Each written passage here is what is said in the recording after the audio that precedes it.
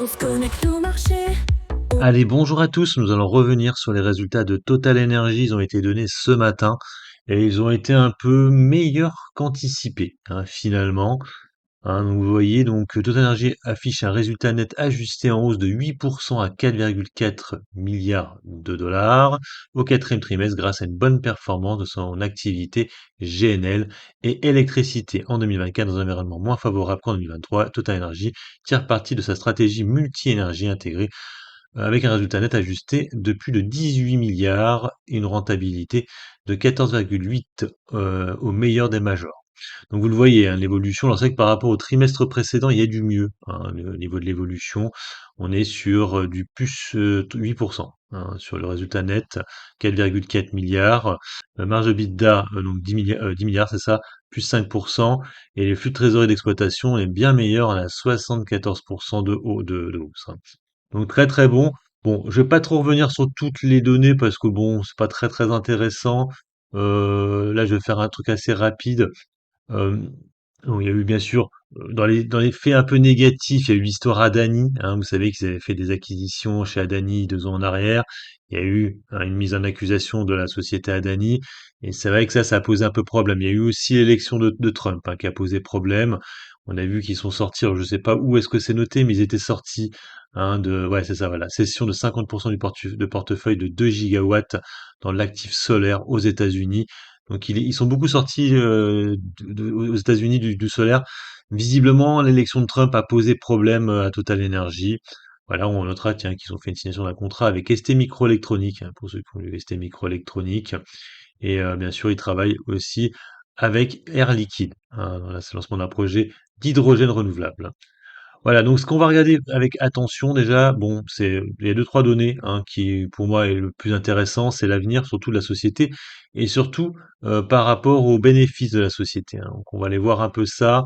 Euh, donc dans les perspectives, on va commencer par ça. Donc en ce début d'année 2025, le marché du pétrole reste volatile entre 70 et 80 dollars le baril, soutenu par la volonté des pays de l'OPEP+ d'équilibrer le marché. Je rappelle qu'on est encore en retard par rapport à l'année dernière. Sur le premier trimestre de cette année, on est moins bon là pour l'instant. Le prix du gaz européen a progressé à la fin de 2024 et les marchés forward anticipent des prix au-dessus de 13 dollars le mètre cube, ouais, ce mètre, je sais pas, au premier trimestre 2025. Dans un contexte de consommation hivernale importante et de baisse rapide des stocks en Europe, compte tenu de l'arrêt des importations russes via l'Ukraine, les marchés devraient demeurer sous tension en 2025. Donc ils disent qu'ils prévoient d'augmenter leur production d'hydrocarbures de 3%. Concernant les investissements nets, on serait en 2025 à 17 ou 17,5 milliards de dollars, donc 4,5 milliards de dollars dans les énergies renouvelables. Donc du coup, je reviens, parce que c'est vrai que c'est un peu compliqué à lire tout le truc de Total Energy, c'est pas mis en gras en fait. Concernant le dividende du coup, il va être rehaussé du coup, donc on sera à 0,85 maintenant. Alors bien sûr, quand je vous dis ça, ce sera pas avant. Donc l'Assemblée générale aura lieu le 23 mai pour Total Energy.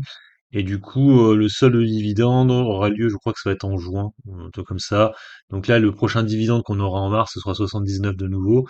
Et à partir de juin, donc quand l'Assemblée générale aura eu lieu, il va augmenter à 85 centimes par action, qui ferait sur l'année 2024 un dividende à 3,22 du coup euros par action, ce qui fait un rendement à peu près au cours actuel à peu près à 5,6%. Ce qui est plutôt pas mal. Bon, sinon, autre chose, là je vais passer par mon X parce que j'arrive pas à retrouver sur les résultats. Il y a ça aussi, je vais revenir là-dessus. Là je voulais du coup mis souligner. Donc il parle justement des fameuses taxes qui vont être mises en place. Donc là ça leur coûtera quand même à plus de 2 milliards d'euros pour l'année 2024, donc incluant les impôts et taxes de toute nature, à laquelle pourrait s'ajouter dès l'année prochaine une contribution, parce que c'est vrai que ça on en a pas trop parlé, de programme de rachat d'actions. Vous savez que là aussi, je crois que c'est même le RN qui avait demandé ça, ils voulaient justement taxer les rachats d'actions. Donc vu qu'ils ne savent pas trop si le budget va être voté ou pas, comme on est parti, il y a de grandes chances, et ben c'est possible qu'il y ait des taxes supplémentaires pour les programmes de rachat d'actions et du coup ils feront qu'ils les rajoutent. Donc effectivement, le gouvernement a tendance à vouloir vraiment hein, que les grandes majors françaises se barrent à l'étranger. C'est dommage, mais bon, c'est comme ça. En tout cas, voilà, je voulais finir là-dessus hein, par rapport à la fiscalité qui va poser problème bien sûr à Total Energy. Donc graphiquement, Total Energy. Donc vous le voyez, pour l'instant, on est toujours en dessus de la MM200. C'est vrai qu'on l'a cassé, ça fait même un bout de temps maintenant qu'on l'a cassé. Le problème de la MM200, c'est qu'elle est partie en tendance baissière, hein. Donc là, on est sur la fin d'un cycle haussier, hein, qui l'avait fait monter jusqu'à 60, quasiment 70 euros. Et maintenant, en fait, on est un peu sur un cycle baissier, hein. Donc déjà, on l'a vu avec la cassure de la MM200, et surtout cette MM200 qui se met à descendre, hein. Bon, c'était pas la première fois, elle était déjà un peu descendue là. Mais c'est vrai que là, ça faisait vraiment longtemps que la MM200 n'avait pas chuté, hein. Sinon, avant, c'était en 2021, en 2020 même. Ouais, c'était en fait à cause de la crise du Covid, pardon, excusez-moi. Mais c'est vrai qu'attention à ça, parce que ça, c'est quand même pas très beau, cette MM200 qui redescend, qui flanche un peu. Et moi, je pense sincèrement que bon, à ces niveaux-là, moi, je ne l'achèterai pas, 57 euros, Total Energy. Comme je dis, le premier trimestre, il va pas être encore bon. Donc moi, à ces niveaux-là, je ne prendrai pas. Après, comme vous le savez, donc il y a des dividendes tous les trimestres, donc bon, ça sert à rien non plus de vendre pour la reprendre plus bas, tout dépend de votre PRU. Moi, j'ai un PRU qui est ici, 52 euros. Donc bon, c'est possible qu'on y retourne à 52, même à 50, hein. Moi, je pense à 50, le prochain rachat pour moi à mettre en place. Pour moi, ce serait 50 euros, hein, pour du coup en reprendre à la baisse.